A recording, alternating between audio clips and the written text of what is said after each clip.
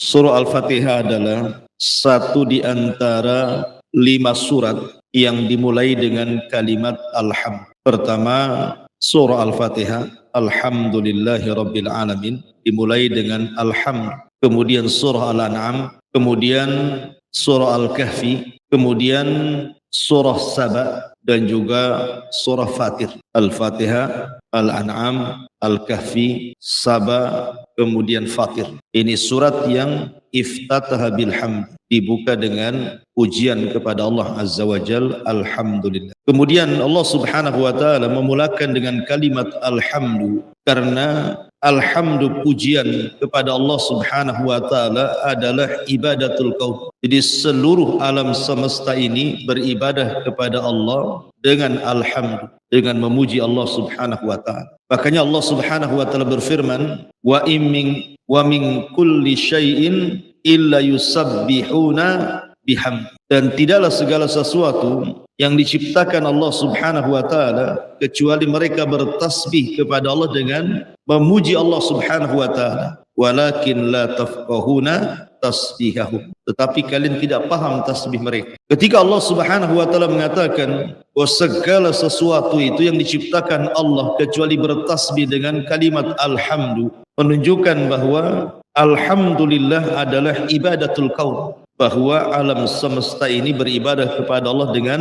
pujian. Makanya kalau seandainya Allah perdengarkan antum bagaimana ibadahnya lautan, maka antum akan mendengar lautan mengucapkan alhamdulillah. Kalau seandainya Allah perdengarkan antum ibadahnya gunung-gunung dan bebatuan, tentu antum akan mendengar ucapan mereka alhamdulillah. Kalau seandainya Allah perdengarkan antum bagaimana pepohonan itu beribadah kepada Allah, tentu antum akan mendengar mereka mengucapkan alhamdulillah. Karena alhamdulillah adalah ibadatul kaun, ibadah seluruh alam semesta. Mereka beribadah dengan mengucapkan alhamdulillah, dan itu tasbih mereka. Makanya kalimat alhamdu ini pujian bagi Allah Subhanahu wa ta'ala diucapkan semua makhluk yang berakal. Para malaikat yang ada di arsyana dan juga di sekitar arsy, mereka bertasbih kepada Allah dengan mengucapkan alhamdulillah. Alladzina yahmiluna arsya rabbi, alladzina yahmiluna, mana ayatnya? Alladzina yahmiluna al-arsya wa man haulahu yusabbihuna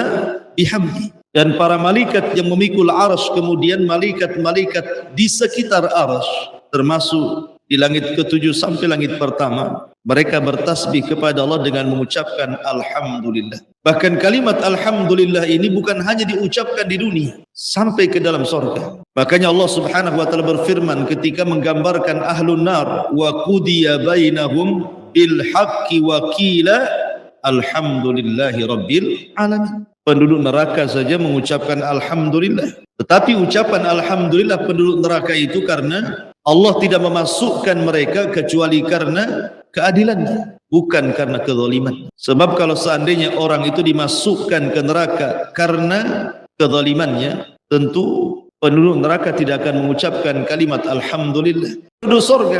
Penduduk sorga ketika mereka masuk ke dalam sorga, maka seluruh penduduk sorga mengucapkan alhamdulillah. Alhamdulillahilladzi hadana lihadza wa ma kunna linahtadiya laula an hadana Allah. Penduduk sorga mengatakan alhamdulillah, segala puja dan puji hanya milik Allah Subhanahu wa ta'ala. Ma'asyiral muslimin yang dimuliakan Allah Subhanahu wa ta'ala. Lalu apa kaitan bismillah dengan alhamdulillah? Kenapa kita membaca surah Al-Fatihah dengan bismillah, kemudian kita ucapkan alhamdulillah? Karena kaitan bismillah dengan alhamdulillah adalah kaitan awal dan akhir. Kalau antum makan, diawali dengan bismillah, selesai makan alhamdulillah. Ketika antum berhubungan suami istri, antum ucapkan bismillah.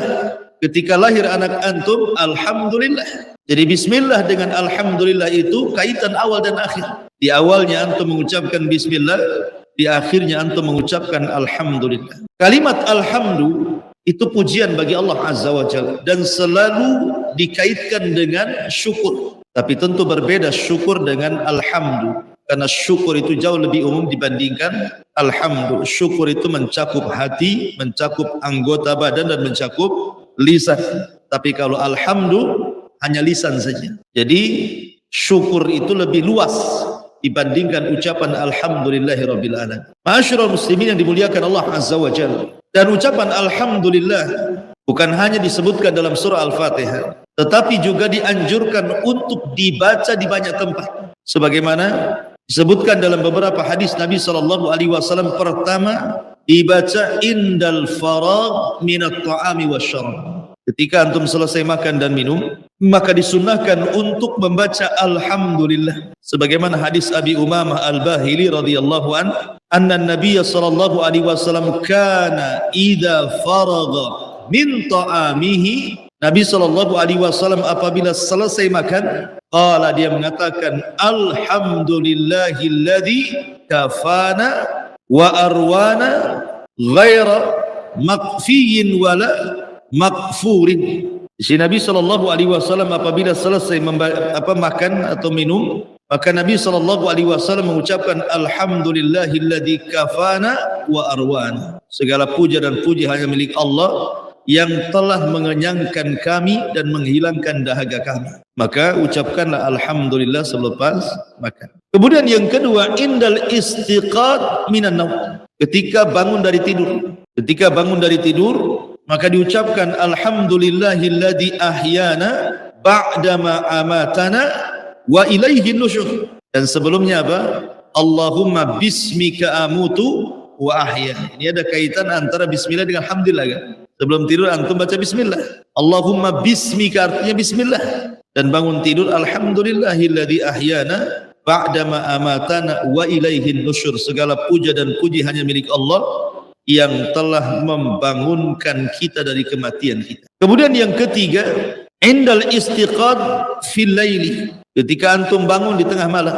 Sebagaimana hadis Ubadah ibn Samit radhiyallahu an, bersabda Nabi sallallahu alaihi wasallam, barang siapa yang bangun tengah malam, maka dia mengucapkan la ilaha illallah wahdahu la syarikalah, lahul mulku wa lahul hamdu. Ada kalimat wa lahul hamdu wa huwa ala kulli syai'in qadir, subhanallah walhamdulillah wa la ilaha illallah wallahu akbar wa la haula wa la quwata illa billahi. Kemudian dia berdoa, rabbighfirli, ya Allah ampuni dosa-dosaku, kecuali akan diijabah doanya. Ini yang ketiga. Kemudian yang keempat, inda lubsi thawbi. Ketika antum memakai pakaian, maka barang siapa yang mengucapkan alhamdulillah ketika antum menggunakan pakaian, man labisa thawban faqala alhamdulillahilladzi kasani hadza. Barang siapa yang ketika memakaikan pakaiannya kemudian dia mengucapkan segala puja dan puja hanya milik Allah yang telah memberikan atau menutupi auratku dengan pakaian ini, kecuali akan diampuni dosa-dosanya, kata Rasul. Ini yang keempat. Yang kelima, zubur kulli salatin. Setiap selesai solat kita disuruh mengucapkan alhamdulillah, atau bahasa lain tahmid 33 kali. Kemudian yang nomor 6, indal utash. Ketika bersin, maka setiap orang yang bersin dianjurkan mengucapkan alhamdulillah. Kemudian dijawab yarhamukallah. Kemudian yang nomor 7, inda ru'yati mubtali. In hamidallah ta'ala inda ru'yatil mubtali min alamati idrakil abdi li ni'matillahi alaihi. Ketika melihat adanya ujian yang datang dari Allah. Orang kalau bisa mengucapkan alhamdulillah ketika diuji oleh Allah, berarti memiliki tingkatan sabar tinggi orang itu. Rumahnya terbakar, alhamdulillah. Usahanya bangkrut, alhamdulillah. Mungkin dikiranya orang gila. Tidak. Karena Allah subhanahu wa ta'ala itu yuhmad fil khairi wasyarr. Allah itu harus tetap dipuji dalam kondisi apapun, baik dalam kondisi antum baik ataupun antum buruk.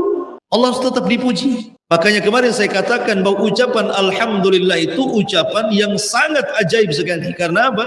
Mencakup semua manusia, yang kaya, yang miskin, yang susah, yang senang, yang sakit, yang sehat, yang besar, yang tua, yang muda, yang kecil, semua mengucap alhamdulillah. Alhamdulillah. Ketika seorang ulama, kalau tidak salah Urwah ibn Zubair, dia jatuh dari kendaraannya, kemudian terpaksa harus diamputasi satu kakinya. Kemudian akhirnya oleh dokter diamputasi satu kakinya. Dia pun masih mengatakan alhamdulillah. Segala puja dan puji hanya milik Allah yang masih menyisakan satu kakinya yang lain. Artinya bahwa ucapan alhamdulillah itu tetap kita ucapkan. Ketika kemudian anaknya baru saja diamputasi, anaknya meninggal salah satunya, dia pun mengucapkan alhamdulillah, Allah masih memberikan anak-anakku yang lainnya. Begitu. Jadi ucapan alhamdulillah itu ucapan yang ajaib, makanya saya katakan diucapkan oleh semua manusia.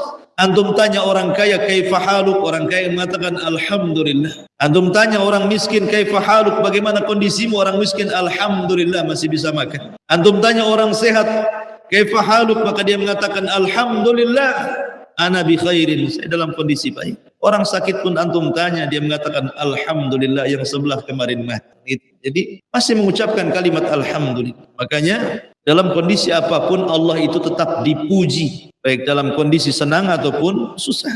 Kemudian yang nomor 8, inda kulli ni'mah, setiap nikmat yang Allah anugerahkan kepada kita, kecil ataupun besar, maka kita harus mengucapkan alhamdulillah. Wa qalu alhamdulillahilladzi adhhaba 'anna al-hazan inna rabbana laghafurur rahim. Kemudian juga yang nomor 11, nomor 10, inda tadhakkur wa tadabbur asma'illahi wa sifati.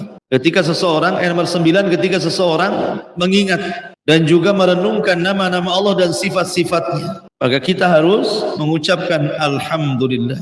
Wal hayyu la ilaha illahu fad'uhu mukhlishina lahuddin alhamdulillahi rabbil alamin. Kemudian yang nomor 10, ketika seseorang dimasukkan ke dalam surga, wa naza'na ma fi sudurihim min ghillin tajri min tahtihimul anhar wa qalu alhamdulillahilladzi hadana li hadza wa ma kunna linahtadiya laula an hadanallah. Begitu juga penduduk neraka mengucapkan wa qudiya bainahum bil haqq wa qila alhamdulillahi rabbil alamin. Intinya bahwa pujian bagi Allah Subhanahu wa taala itu mencakup semua peribadatan Allah. Dan kalau kita melihat da'bus salihin, kebiasaan orang-orang saleh, maka mereka sejak para nabi sampai orang-orang saleh tidak lepas mengucapkan alhamdulillah. Lihat Ibrahim alaihi salatu wassalam, abul anbiya, bapaknya para nabi. Ketika Allah Subhanahu wa taala utus 3 malaikat menghabarkan akan kelahiran Ishak dan setelahnya Yakub, apa kata Ibrahim? Alhamdulillahilladzi wahaba li 'alal qibari Ismail wa Ishaqa inna rabbi lasami'ud du'a. Apa kata Ibrahim? Segala puja dan puji hanya milik Allah yang telah menganugerahkan kepadaku di atas ketuaanku Ismail, Ishak, dan Rabbku sungguh maha mendengar doa. Ibrahim mengucapkan alhamdulillah. Nabi Allah Sulaiman alaihi salatu wassalam sebutkan dalam surah Naml ayat 15, walaqad atayna Dawuda wa Sulaimana ilman wa qala alhamdulillahilladzi faddalana ala katsirin min ibadihil mu'minin. Dan sungguh kami telah berikan kepada Daud dan Sulaiman pengetahuan, dan keduanya pun mengucapkan alhamdulillahilladzi faddalana ala katsirin min ibadihil mu'minin. Segala puja dan puji hanya milik Allah yang telah menganugerahkan kepada kami di atas kebanyakan hamba-hamba Allah yang beriman. Bersyukur Daud dan juga Sulaiman. Ma'asyiral muslimin dan seluruh para nabi, mereka mengucapkan seperti itu. Termasuk ma'asyiral muslimin ketika orang-orang keluar dari kuburan, orang-orang yang beriman yang keluar dari kuburan-kuburan mereka saat hari dibangkitkan, maka mereka pun mengucapkan alhamdulillah. Yauma yad'ukum fatastajibuna bihamdihi wa tadunnuna illa bistum illa qalila. Pada hari ketika Allah menyeru kalian, kemudian kalian mengikuti seruan itu bihamdi, dengan memuji Allah. Jadi orang-orang yang beriman ketika keluar dari kuburan kemudian dipanggil oleh Allah, maka mereka mengucapkan alhamdulillah. Jadi subhanallah ikhwatu fiddin, memuliakan Allah Subhanahu wa taala. Jadi orang-orang yang beriman, khususnya ahlul jannah, khususnya penduduk surga, ketika keluar dari kuburan mereka mengucapkan alhamdulillah. Ketika masuk surga mereka mengucapkan alhamdulillah. Ketika sudah tinggal di surga mereka mengucapkan alhamdulillah. Ketika kemudian mereka dihilangkan seluruh rasa penatnya, ketika masuk surga mereka mengucapkan alhamdulillah. Dan ketika mereka mendapatkan janji Allah di surga, mereka pun mengucapkan alhamdulillah. Jadi memang alhamdulillah itu kalimat yang luar biasa yang diucapkan di dunia ataupun di akhirat. Intinya bahwa kalimat alhamdulillah, pujian bagi Allah Subhanahu wa taala, ibadatul kaun, ibadahnya alam semesta, dan itu bentuk tasbih mereka. Makanya kalau antum perhatikan surah Al-Fatihah, 3 ayat pertama bicara tauhid. 3 ayat pertama bicara tauhid. Alhamdulillahirabbil alamin. Ar-Rahmanir-Rahim. Maliki yaumiddin. Ini hak Allah nanti. Makanya lihat jawaban-jawabannya. Apabila seorang hamba mengucapkan alhamdulillahirabbil alamin, apa jawaban Allah? Hamidani abdi, hambaku sedang memuji. Apabila kita mengucapkan Ar-Rahman Ar-Rahim, maka Allah jawab, asna alayya abdi, hambaku sedang mengagung-agungkan diri. Apabila kita mengucapkan Maliki Yaumiddin, apa jawaban Allah? Majjadani abdi, hambaku sedang membesarkan diri. Tapi kalau sudah iyyaka na'budu wa iyyaka nasta'in, ini hak hamba. Jawabannya berbeda.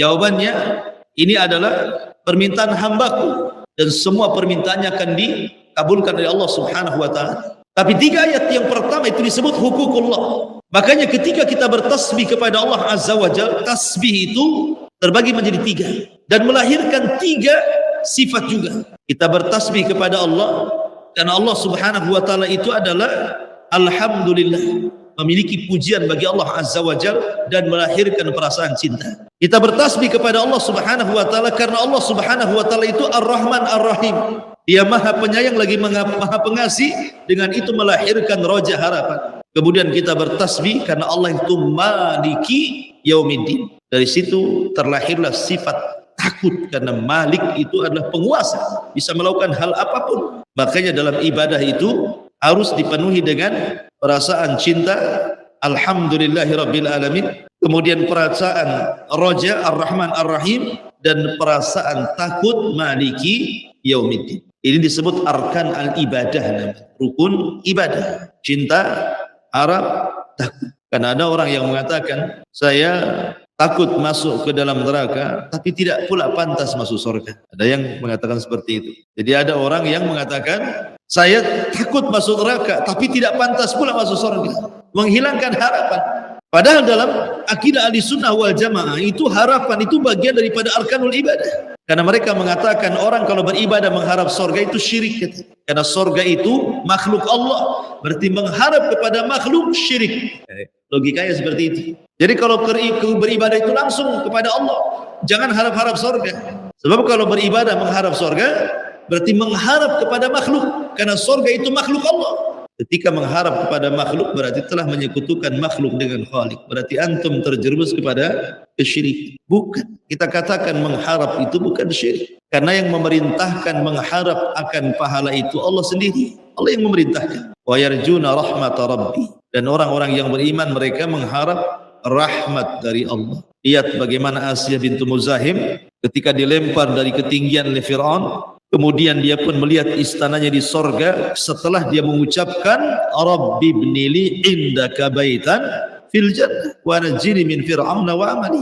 Ya Rabb, bangunkan untukku satu istana di sorga. Itu permintaan Asiyah sebelum meninggal, dan Allah kabulkan sebelum meninggal ditampakkan sorga. Artinya di sini ada harapan. Rasul yang mengatakan idza sa'altumullaha fas'alul firdaus. Kalau engkau meminta sesuatu, minta yang paling tinggi, surga Firdaus, kata Rasul. Maka kita katakan bahwa mengharap itu bagian dari tauhid. Bahkan itu termasuk arkan daripada ibadah. Taib. Alhamdulillahirabbil alamin. Ma'asyiral muslimin yang dimuliakan Allah Subhanahu wa taala, kata-kata Rabb itu melahirkan kalimat rububiyatullah. Makanya ada tauhid disebut tauhid rububiyah, diambil dari Rabbil alamin. Dan inti pada tauhid rububiyah itu bahwa Allah Subhanahu wa taala itu adalah Al-Khaliq yang menciptakan. Inti daripada rububiyah itu adalah Al-Khaliq, sifat Allah Al-Khaliq atau nama Allah Al-Khaliq, bahwa Allah itu yang menciptakan. Ketika Allah Subhanahu wa taala menciptakan, maka ciptaan Allah itu terbagi menjadi 2. Ada yang Allah Subhanahu wa taala ciptakan min adam, dari ketidakadaan menjadi ada, dan itu disebut usulul khalqi. Awalnya enggak ada, kemudian Allah adakan. Artinya Allah menciptakan makhluk min adam, dari ketidakadaan menjadi ada. Itu disebut usulul khalqi. Usulul khalqi, pondasi ciptaan. Pertama arasy, yang kedua qalam, yang ketiga lauhil mahfuz, kemudian juga yang keempat kemudian nur, cahaya, Kemudian yang kelima, nar, api. Kemudian yang keenam, alma, air. Jadi itu disebut usulul khalqi namanya. Allah menciptakan arasy, di bawah arasy itu ada air, kemudian di situ ada qalam, ada lauhil mahfuz, ada cahaya, ada api. Ini disebut usulul khalqi. Diciptakan dari kun fayakun. Dari tidak ada menjadi ada. Kemudian yang kedua, Allah menciptakan makhluk dari makhluk yang lainnya. Jadi Allah Subhanahu wa taala menciptakan makhluk dari makhluk yang lainnya. Kalau tadi kan dari tidak ada menjadi ada. Ini yang kedua tidak. Dari makhluk menciptakan makhluk dari makhluk yang sudah ada. Maksudnya menciptakan makhluk dari usulul khalqi. Seperti malaikat, asal ciptaannya dari apa? Dari cahaya. Dan cahaya diciptakan dari kun fayakun. Kemudian jin diciptakan dari asal penciptanya dari api. Sementara api itu bagian daripada usul khalq dan Allah ciptakan api itu dengan kun fayakun. Kemudian Adam diciptakan dari tanah, bumi maksudnya, dan bumi itu diciptakan dari apa? Dari air. Salah satu asal penciptaan bumi itu unsur-unsurnya ada dari air yang membeku. Adapun langit dari mana? Dari dukhan, dari asap, dan asap itu asalnya dari api. Jadi semua kembali kepada usulul khalqi.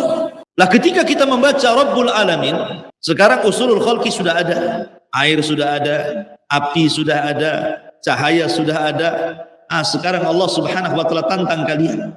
Ciptakan seperti yang Allah ciptakan. Allah ciptakan matahari, Allah ciptakan malaikat dari cahaya, Allah ciptakan jin dari api, Allah ciptakan manusia dari tanah, dan tanah dari air. Ini unsur-unsur penciptaan sudah ada. Sekarang kau ciptakan seperti Allah menciptakan, sanggup? Enggak akan sanggup. Karena manusia tidak bisa menciptakan, manusia itu hanya merangkai. Antum membuat rumah, rumah terdiri daripada batu, batunya siapa yang cipta? Pasirnya siapa yang cipta? Kemudian kusen, kusennya dari kayu, kayu dari pohon, pohon siapa yang cipta? Jadi intinya manusia itu hanya merangkai. Dia tidak bisa menciptakan. Kalau memang, atau contoh yang lain, Adam alaihi salatu wassalam tercipta dari tanah, dan tanah tercipta dari air, dan air tercipta dari kun fayakun. Kemudian Maryam, Isa bin Maryam tercipta dari Maryam, ya kan?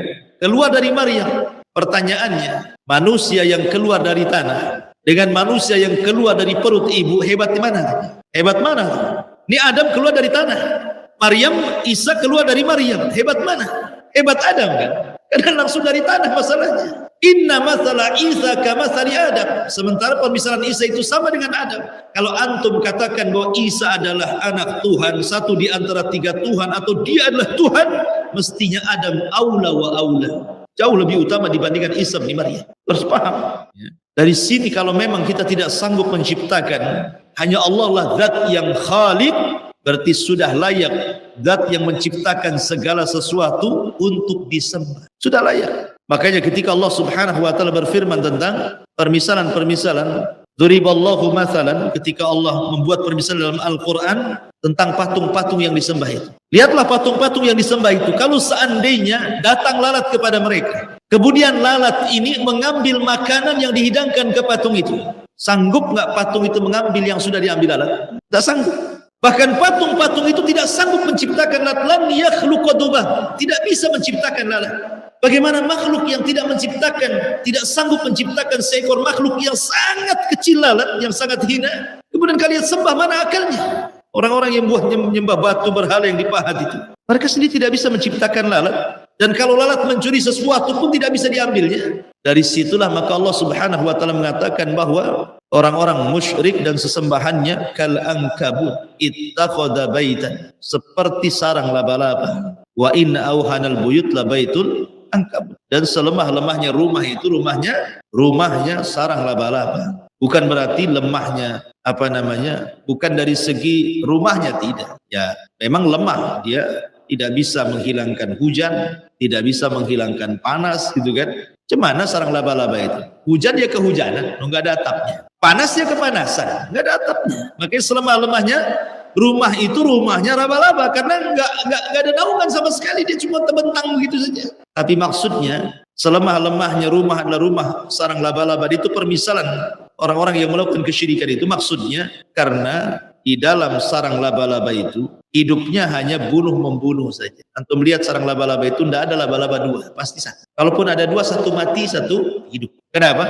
Karena biasanya laba-laba itu kalau sudah menikah, si istri membunuh suaminya. Kalau sudah membuahi, dibunuh tuh suaminya. Kemudian nih, setelah kemudian ibunya mengerami telurnya, kemudian lahir anak laba-laba, anaknya membunuh ibunya. Nah, begitulah laba-laba. Kerjanya bunuh-bunuhan itu. Makanya satu sarang itu cuma satu. Kalaupun ada dua, tiga, satunya membunuh mati semua itu. Makanya kenapa kemudian Allah permisalkan orang-orang musyrik itu seperti itu? Karena mereka isinya hanya pecah belah saja. Wala takunu minal musyrikin alladzina farraqu, nah gitu ya, dinahum wa kanu syi'an kullu hizbin bima ladaihim farih. Janganlah seperti orang-orang musyrik yang suka mecah belah agama mereka. Setiap kelompok berbangga dengan kelompok. Masyarul muslimin yang dimuliakan Allah Azza wa Jalla. Lah dari kalimat Rabb yang intinya tadi adalah Al-Khaliq, Al-Mudabbir, kemudian juga Al-Malik gitu ya. Dari Khaliq ini lahir al-iman bil qada wal qadar. Karena tidak mungkin Allah menciptakan kecuali karena perintah. Dan ketika Allah menciptakan bukan ada perintah orang atau perintah zat kepada Allah. Hei Allah ciptakan ini, tidak. Tapi Allah ketika menciptakan atas perintahnya sendiri yang disebut dengan iradah. Nah, iradah itu apa? Kehendak. Ketika Allah menciptakan itu karena sebuah perintah, dan perintah itu datang dari dirinya sendiri yang disebut dengan masyiat atau iradah. Kemudian ketika Allah menciptakan itu karena pengetahuan. Karena pengetahuan Allah ciptakan. Dan ketika Allah ciptakan itu karena takdirnya. Sudah dicatat. Inna khalaqna syai'in biqadar. Kami ciptakan segala sesuatu itu dengan takdir. Makanya rukun takdir itu apa? Al-ilmu wal kitabatu, al-ilmu wal khalqu wal kitabatu, kemudian wal iradatu. Disebut arkan takdir gitu. Pertama ilmu. Allah itu mengetahui segala sesuatu yang telah, yang sedang, dan yang akan datang, bahkan sesuatu yang mustahil terjadi. Kalau terjadi Allah tahu. Kemudian pengetahuannya Allah catat di Lauhil Mahfuz. Kemudian setelah Allah catat pengetahuannya, Allah ciptakan. Dan tidaklah Allah menciptakan kecuali karena kehendaknya. Itu disebut arkan al-qada wal qadar. Dari kalimat Rabb lahir al-iman bil qada'i wal qadar. Rabbul alamin, dan kalimat alam itu artinya ma siwallah fahuwa alam. Selain daripada Allah disebut alam, disebut makhluk. Segala sesuatu selain Allah itu disebut alam. Artinya selain Allah disebut alam. Dan alam di sini artinya makhluk. Alhamdulillahi rabbil alamin. Wallahu alam. Ini di antara tafsir Alhamdulillahi rabbil alamin. Besok kita masuk pada tafsir yang kedua, Ar-Rahman